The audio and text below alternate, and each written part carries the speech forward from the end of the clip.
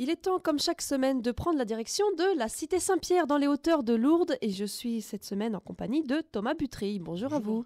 Bonjour. Merci d'être avec nous. Vous êtes chargé d'animation à la Cité Saint-Pierre depuis 4 ans. Ouais. Vous allez nous parler aujourd'hui des voyages de l'Espérance.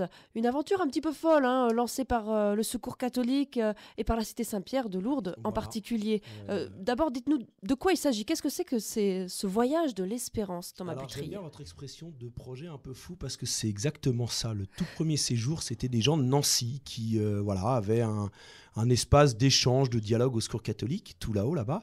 Et ils se sont dit, tiens, on va aller découvrir Lourdes. Et donc, c'est des gens qui ont été suivis à l'époque par le Secours catholique. Il y a eu un reportage vidéo qui avait été fait avant le séjour, pendant le séjour et après.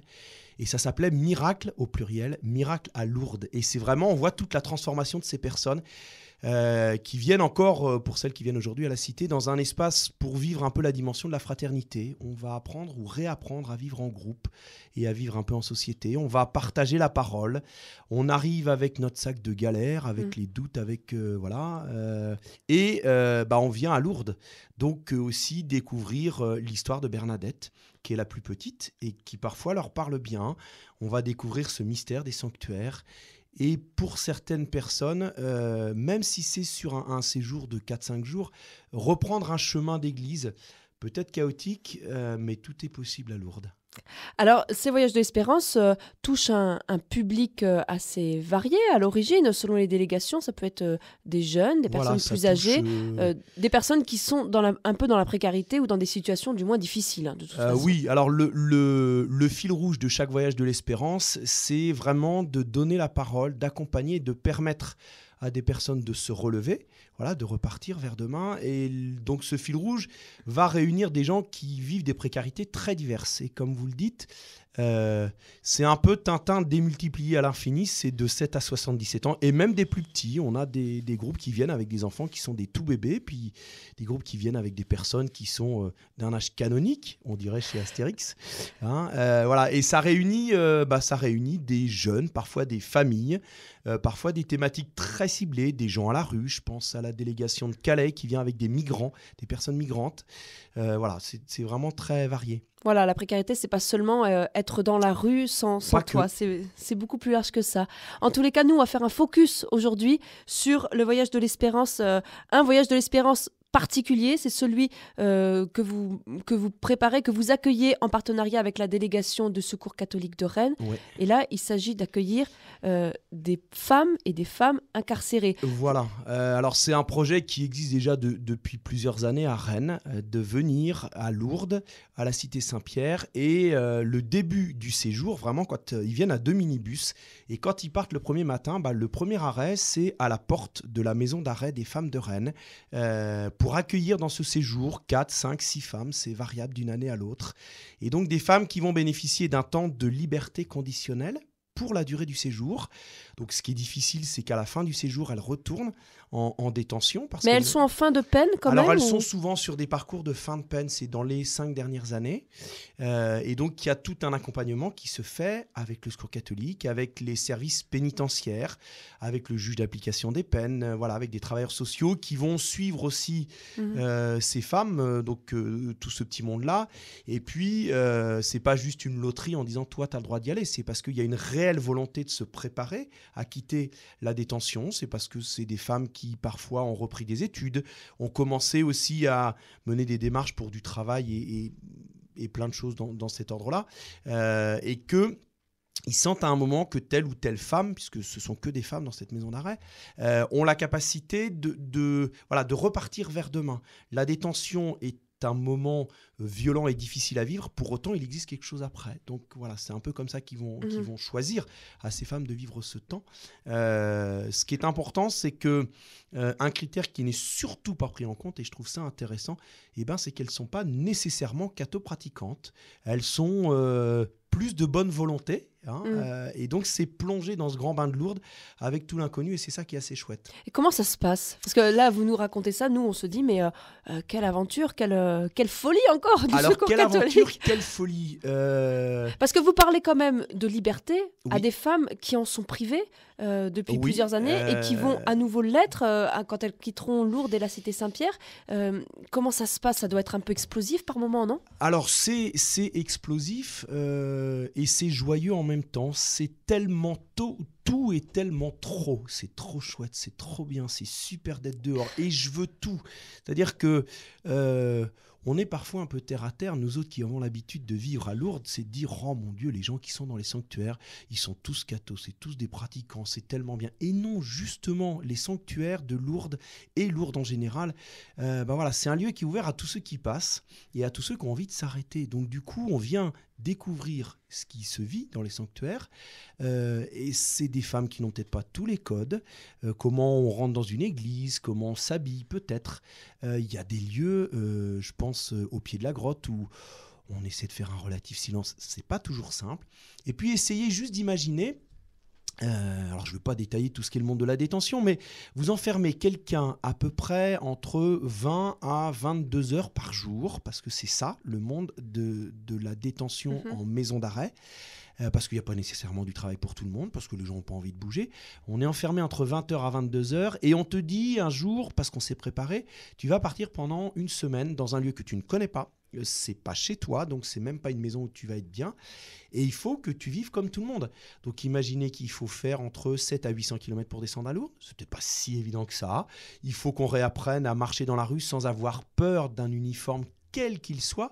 Parce qu'à Lourdes, on a peur des flics, mais on a peur des hospitaliers parce qu'on ne sait pas ce que sont des hospitaliers. On a peur des Italiens qui ont un uniforme. On a peur de ce groupe-là qui arrive avec des tas de drapeaux. C'est juste un groupe de jeunes qui est venu, mais ils ont des drapeaux pour se reconnaître. Voilà, on a peur de tout ça. Et puis, on a peur de ce que va être le retour. Et après, dernière chose, ce qui est peut-être un peu difficile, c'est que la détention, qu'elle soit courte ou qu'elle soit longue, est faite d'un énorme dictionnaire, d'un vocabulaire. On ne parle pas de la prison, on va parler du château ou de la grande maison. On ne va pas parler de la messe, on va le dimanche en salle de sport pendant 1 heure, parce que c'est souvent dans la salle de sport que ça se passe.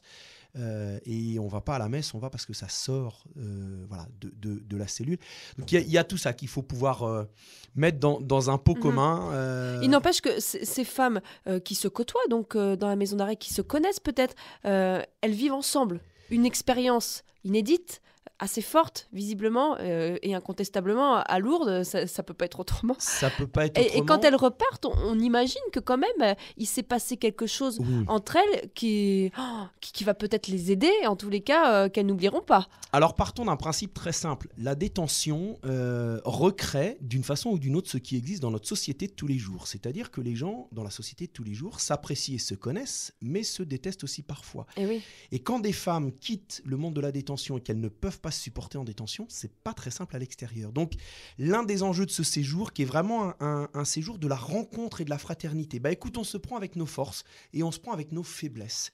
Et c'est là que va se passer le miracle de Lourdes. Mais ça, je pense que vous le vivez aussi beaucoup dans les sanctuaires, de ces groupes qui, on sent qu'il y a beaucoup de tension, que il faut que la parole se libère. Et pour que demain, effectivement, on sait qu'on repart en détention. Je pense à une personne qui est venue l'année dernière et qui disait, de toute façon, quand je vais rentrer au château, donc à la prison, je serai la même, j'aurai les mêmes problèmes, simplement je serai plus forte que mes problèmes. C'est là que entre guillemets, que le pari est gagné. Voilà. Et c'est des personnes, parce que au fil des séjours, l'année dernière, on a 2 femmes qui, il y a 2 ans, étaient incarcérées, et puis l'année dernière, sont revenues parce qu'elles étaient sorties de détention. Et ça, ce sont des piliers indispensables dans ce séjour, d'année en année, pour dire, je peux comprendre, je peux entendre ce que tu vis, parce que je l'ai vécu aussi. Donc elles sont encadrées accompagnées par vous, Thomas de Butry, par exemple, qui est chargé d'animation, et également par des femmes qui ont vécu la même chose qu'elles. Par des femmes qui ont vécu la même chose qu'elles, par des bénévoles de l'équipe du Secours catholique de Rennes. Voilà, on a aussi des contacts avec les services judiciaires de Rennes. Mais ils ne sont pas présents. Mais ils ne sont pas présents, et en termes d'accompagnement, et j'aime bien quand vous dites accompagnement et non pas encadrement, c'est-à-dire qu'on prend aussi le risque de dire, on va te mettre en responsabilité jusqu'au bout, tu as accepté de sortir de détention, si jamais tu t'évades, soyons clairs, c'est ta responsabilité qui prendra. C'est pas que le Secours catholique, même si on sera embêté, mais voilà, pense à ça. Et puis, si ce matin, autre chose, vous disiez tout à l'heure, ça ne doit pas toujours être simple, allez dire à des femmes ou à des hommes, parce que c'est la même réalité quand des hommes quittent la détention. Ce matin, si tu veux descendre dans Lourdes, mais descendre dans Lourdes, qui est-ce qui m'accompagne ? Alors, je peux t'accompagner peut-être parce que tu ne connais pas Lourdes, mais je ne vais pas t'accompagner pour te surveiller. Tu es grande, tu es en période de liberté. Donc cette liberté, apprends à la construire, c'est-à-dire tu n'as pas nécessairement quelqu'un qui va te chaperonner en disant « Est-ce que tu vas là ? Est-ce que tu as le droit ? Est-ce que tu n'as pas le droit ? Tu veux rentrer boire une bière dans un café ? Va boire une bière. » On a besoin d'être bien dans la vie du groupe et que le groupe n'ait pas à pâtir éventuellement d'un dérapage parce que tu n'auras pas su te limiter. Voilà. Ou quand on te dit « Il faut être là à 10h » et que tu fais le choix d'arriver à 14h. Et ça, c'est même pas une question d'être en détention ou pas en détention. On a le même souci dans d'autres groupes. Mais ça aussi, dans l'apprentissage, cette liberté, elle t'est donnée cette semaine. On pense que tu es capable de la vivre. Il y a une différence certainement entre le premier jour du séjour et le jour du départ. Oui. Qu'est-ce que vous voyez comme changement le plus flagrant ? Le plus flagrant, c'est vraiment autour de la parole. Et alors, quand je disais que c'est tellement tout, des personnes qui sont extrêmement curieuses au départ, et c'est un animal qui est sorti d'une cage. Donc, on a la trouille de tout, on ne sait pas ce qu'on fait, comment ça se passe, etc. Elles vous font confiance ? Elles arrivent à faire confiance ? Alors, ça fait partie du... Je vais le dire peut-être de manière un peu brutale, pardon. Ça fait partie du pari et de toute façon, tu n'as pas le choix. Voilà. Donc après, si vraiment, au fil du temps, j'avais senti que ça ne passait pas du tout, je n'aurais sans doute pas continué.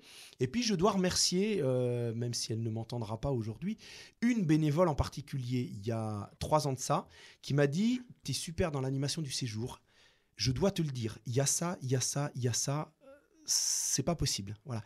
Et parce que cette personne-là, c'est pas qu'elle m'a mis une énorme baffe, elle m'a dit, dans ta parole très libre et très libérée, on peut pas continuer comme ça, ces personnes-là peuvent pas l'entendre de ce que tu dis, voilà. Donc fais attention. Et cet accompagnement, c'est pas juste Thomas qui accompagne le groupe, c'est aussi le groupe qui accompagne Thomas. Je termine parce que pour moi, c'est quelque chose d'important. Le Secours catholique est en train de réécrire, comme toute structure, son projet associatif pour 2017-2021, pour que les choses avancent et évoluent. Jusqu'à maintenant, et sans faire quelque chose d'exceptionnel, le Secours catholique affirme que l'on fait avec les personnes. On n'est plus dans un espèce de distributif, on est dans un accompagnement et on fait avec. Sauf que là, on a trouvé une idée où on a réfléchi, les grands pontes là-haut à Paris, et qui est intéressante, c'est de dire, oui, mais le faire avec, s'associer avec les pauvres pour construire une société juste et fraternelle, c'est encore le Secours catholique qui dit aux gens, tu sais, je te mets sur des rails, puis je vais te dire comment faire. Et ben, la transformation qui est en train de se vivre, maintenant, le Secours catholique se dit, on part de la compétence des personnes. Alors, on n'a pas réinventé l'eau chaude, il y en a plein qui font ça. N'empêche que, parce que tu as vécu la détention, parce que tu as vécu la rue, parce que tu as vécu la difficulté familiale, tu as des compétences que nous, on n'a peut-être pas, première chose, et tu as un savoir que l'on n'a pas, et une façon de faire qu'on ne peut pas comprendre. Alors, permets-nous, s'il te plaît, de devenir notre expert. Le Secours catholique fera demain ce que toi, tu pourras mettre en œuvre, et du coup, c'est pas juste de la fausse politique ou du blabla, c'est ta compétence, on en a besoin pour grandir pour demain. Et toute la transformation du projet associatif du Secours catholique qui va sortir en 2017, autour de l'enfance, autour de la famille, autour des sans-papiers, des sans-droits, des sans-voix, des sans-emploi, etc., tout ce qui se met en œuvre, c'est... Et je prends un exemple très concret, justement, des Voyages de l'Espérance. La délégation de Toulouse est venue il y a 2 ou 3 ans de ça, dans un voyage classique, c'est-à-dire des bénévoles accompagnent des personnes en précarité pour découvrir Lourdes. Et bien l'année d'après, la délégation a dit, tous les responsables d'équipe du Secours catholique, vous êtes responsables, vous êtes bénévoles, vous venez en voyage de l'espérance et c'est les personnes accueillies qui vous accompagnent. Et ben, je peux vous garantir que pour certaines personnes, se dire, je suis bénévole, j'ai une responsabilité, parfois j'ai fait des études, parfois j'ai géré une entreprise et c'est le mec de la rue qui va m'apprendre comment on vit Lourdes et son quotidien, c'est vraiment quelque chose de délicieux. C'est renversant, hein, comme souvent avec le Secours catholique.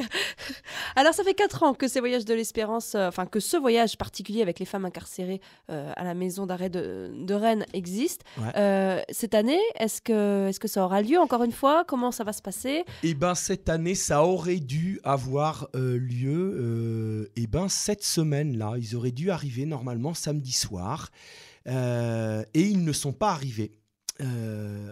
Parce que voilà, la France est en situation d'état d'urgence, donc on contrôle, on surveille, on fait attention.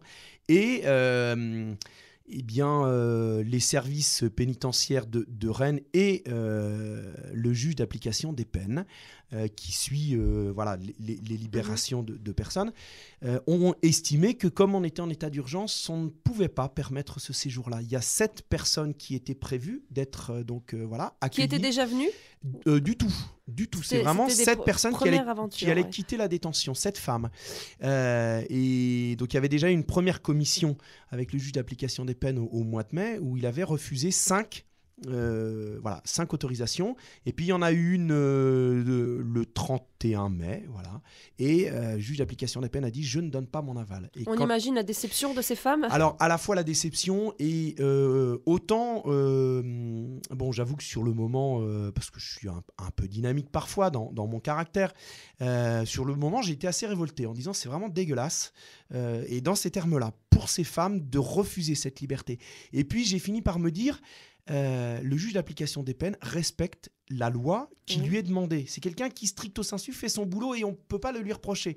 Ce qui est dommage, mais il ne se passe rien. On dit, vous voyez, ça ne valait pas le coup de prendre des risques. Il se passe quelque chose, le risque zéro n'existe pas. Et cette personne-là, dans ses fonctions, sans doute ne peut pas se permettre de prendre des risques. Donc du coup, ce qui est dommage, c'est de se dire, c'est des femmes qui savent qu'elles n'auront pas cette liberté.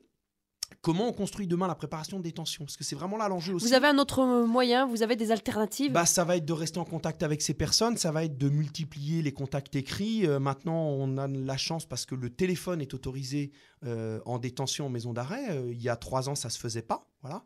Donc, c'est des personnes qu'on peut appeler. C'est aussi un lien privilégié que je garde avec le Secours catholique de Rennes. Et ce qui a été intéressant, par rapport à cette réaction, on a eu le directeur du département prison du Secours catholique au niveau national qui nous a appelé, qui a envoyé un mail en disant voilà comment on va se positionner par rapport à ça. C'est un exemple. Il faut que, malgré tout, pour les autres délégations, on alerte en disant c'est peut-être plus aussi facile que c'était. Ça ne veut pas dire que ça ne repartira pas de plus belle dans quelques temps. Et je suis convaincu que le monde pénitentiaire en général, pour avoir beaucoup travaillé avec eux, ce ne sont pas nos ennemis. Voilà. Donc il faut qu'on se dise, on a accepté leurs limites, on ne peut pas faire autrement. Après tout, pourquoi ils devraient accepter que ce que fait le Secours catholique? Donc on accepte leurs limites en disant, on reste quand même dans un partenariat main dans la main, tant qu'on peut continuer à construire de toute façon. Thomas Butry, comment les auditeurs peuvent vous aider, peuvent vous accompagner, peuvent soutenir ce projet, cette aventure des Voyages de l'Espérance? Alors soutenir les aventures du Voyage de l'Espérance et soutenir l'aventure de la Cité Saint-Pierre, c'est quelque chose qui est accessible à tous. C'est pas qu'une affaire d'adultes. C'est des enfants qui vont pouvoir à un moment soit venir à la Cité Saint-Pierre parce qu'ils sont accueillis dans un groupe, il y a des écoles qui viennent. Et puis je pense à une initiative, je pensais pas que j'en aurais parlé ce matin. La Cité Saint-Pierre met en place... On est plus bavard que d'habitude. Bon, donc c'est pas grave, ça va couper. La Cité Saint-Pierre met en place des anniversaires. Un peu comme chez McDo, tu viens pour fêter ton anniversaire avec des copains. Et la Cité Saint-Pierre met en place le site pour les familles qui le veulent. On a 2 expériences qui se sont faites. Voilà. Et donc, ça permet à des enfants... Et encore une fois, pas nécessairement qu'avec des écoles privées, et parce qu'on a entendu parler de la Cité, parce qu'on a des flyers qui passent, parce que voilà. Et alors comment ça se passe? Voilà, alors désolé, parce qu'en plus je supporte pas McDo et j'aime pas aller manger chez McDo, je l'ai dit. Mais tu viens, t'apportes ton goûter d'anniversaire, t'invites tes copains, et puis y a un espace dans la Cité où t'as des balançoires, des trucs où tu peux aller jouer, t'as une salle où on a des jeux en bois qu'on fabrique nous-mêmes, qu'on met à disposition, des Mikado qui font 2 mètres de haut, des jeux de Molki, des trucs comme ça, voilà. Et puis, c'est quand même un espace où, pendant le goûter d'anniversaire, on peut discuter avec les parents. Et sur le dernier goûter qui s'est fait, un de mes collègues qui était là a mis les enfants en cercle et leur a expliqué, avec des mots compréhensibles pour les enfants, où est-ce qu'ils étaient. Pas uniquement chez McDo, justement, on est à la Cité Saint-Pierre. Et c'est une manière de faire découvrir la Cité et de soutenir la Cité. Et puis, alors... on parlera des dons, qui peuvent être faits. Ça, c'est une chose, parce que c'est important, c'est le nerf de la guerre. Mais surtout, la Cité Saint-Pierre a besoin de bénévoles. On peut être bénévole de 18 ans jusqu'à 80 ans. Donc, on a le temps d'être bénévole. On peut être jeune bénévole. On peut être étudiant et venir. Et je pense, là, à partir de la semaine prochaine, on va accueillir tous les 15 jours de juin jusqu'à fin août des jeunes bénévoles, des 18-25 ans, qui viennent des 4 coins de l'Europe. Et tous les 15 jours, on va les accueillir d'une façon particulière. Découverte de la cité, découverte de Lourdes, voilà, parce qu'ils ne connaissent pas forcément. Et c'est des jeunes qui viennent donner de leur temps. Et c'est comme ça qu'on soutient la Cité Saint-Pierre aussi. À titre indicatif, c'est entre 1000 à 1200 bénévoles qui viennent chaque année à la Cité pour à peu près 1400 séjours de bénévoles. Et c'est jamais assez de toute façon. Et voilà, l'appel est lancé. C'est un appel qu'on lance régulièrement dans cette chronique de la Cité Saint-Pierre. Merci beaucoup Thomas Butry. Merci pour ces nouvelles de la Cité Saint-Pierre à Lourdes. La semaine prochaine, nous retrouverons Gonzague Agneau d'Inville.